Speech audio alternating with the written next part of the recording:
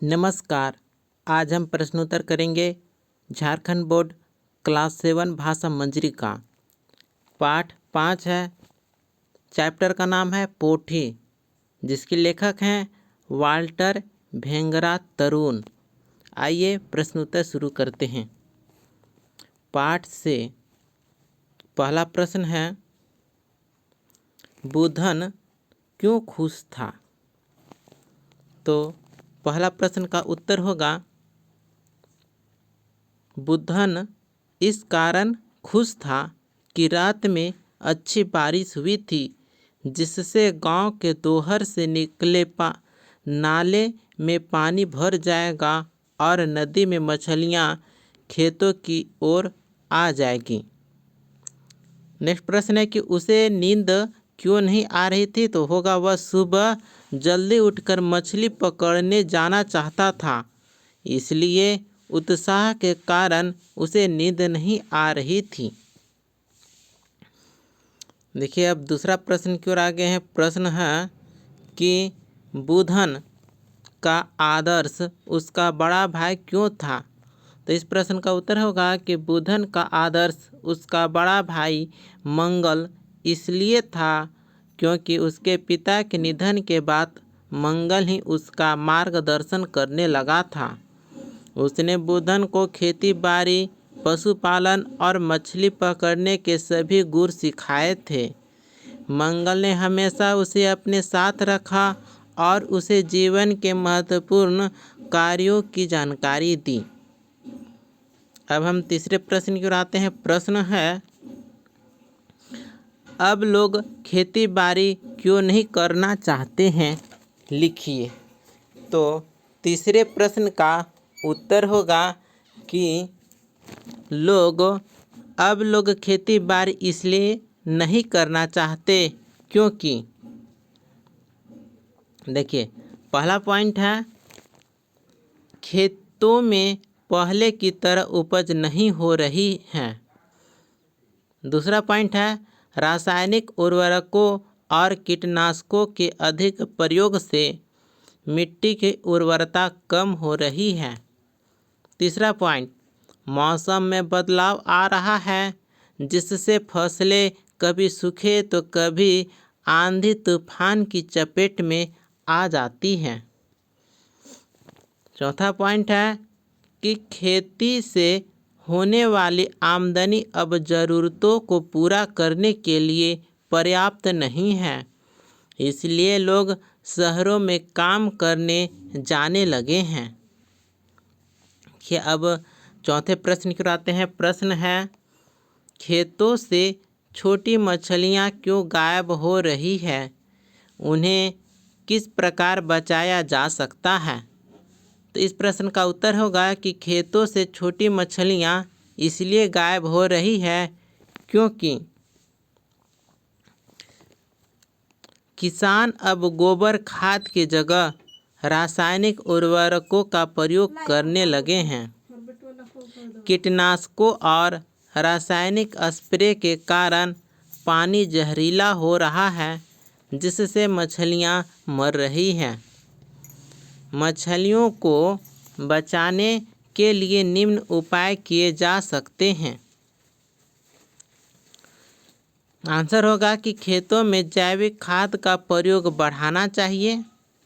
रासायनिक कीटनाशकों की जगह प्राकृतिक कीटनाशकों का उपयोग करना चाहिए।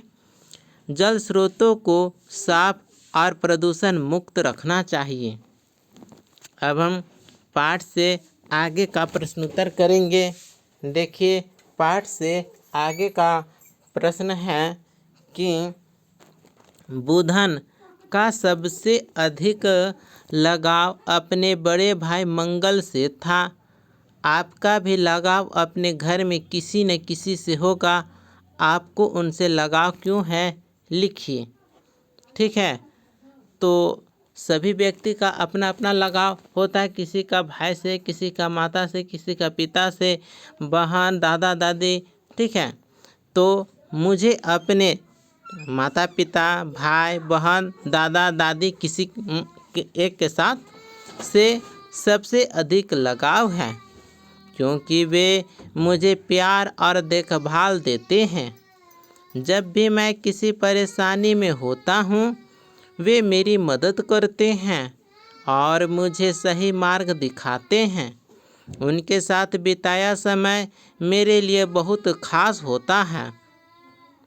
देखिए, अब दूसरे प्रश्न की ओर आ गए हैं। प्रश्न है, लेकिन अचानक आंधी तूफान और तेज हवाओं ने सारी उम्मीदों पर पानी फेर दिया। पूरी फसल बर्बाद हो गई। फसलों के बर्बाद होने के और कौन कौन से कारण हो सकते हैं?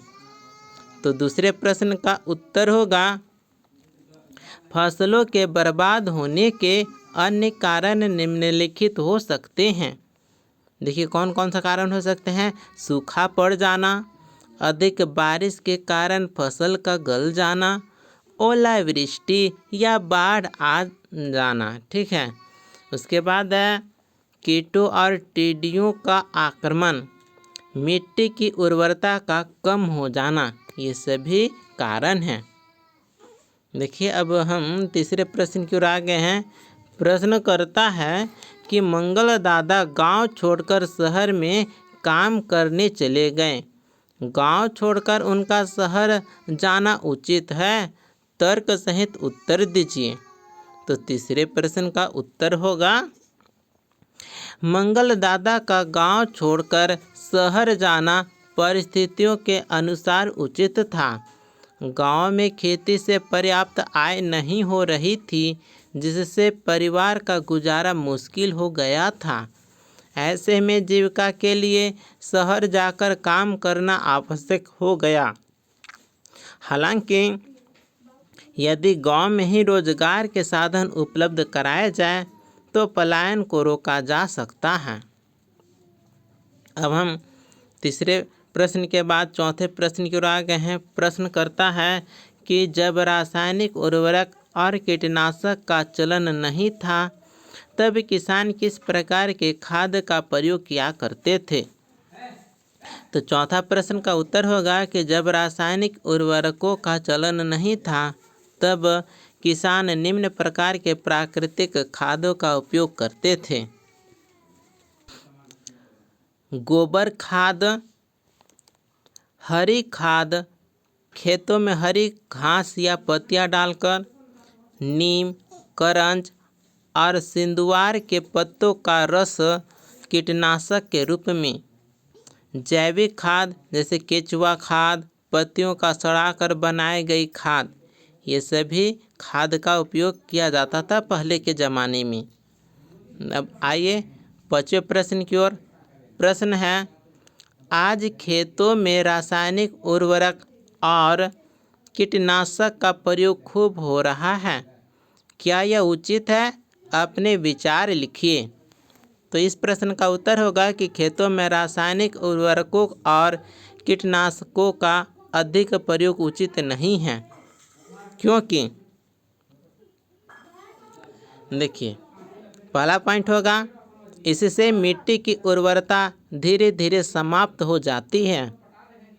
दूसरा पॉइंट होगा कि जल स्रोत दूषित हो जाते हैं, जिससे मछलियाँ और अन्य जीव जंतु मरने लगते हैं। तीसरा पॉइंट है कि खाने की चीज़ों में रासायनिक अवशेष रह जाते हैं, जो स्वास्थ्य के लिए हानिकारक होते हैं। चौथा पॉइंट होगा कि जैव विविधता पर इसका नकारात्मक प्रभाव पड़ता है।